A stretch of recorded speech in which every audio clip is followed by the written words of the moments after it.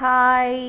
இன்றைக்கி காலையில் அதாவது மார்னிங் vlog என்னன்னு பார்த்தீங்கன்னா, விறகடுப்பில் சோறு வச்சாச்சு, பதிமுகம் போட்டு தண்ணி சூடு பண்ணியாச்சு. அடுத்தது என்ன பாருங்கள், பீஃப் ரோஸ்ட் பண்ணியிருக்கோம். இன்றைக்கி காலையில் எங்கள் வீட்டில் ஓட்டடையும் பீஃப் ரோஸ்ட்டும் வச்சு சாப்பிட போகிறோம்.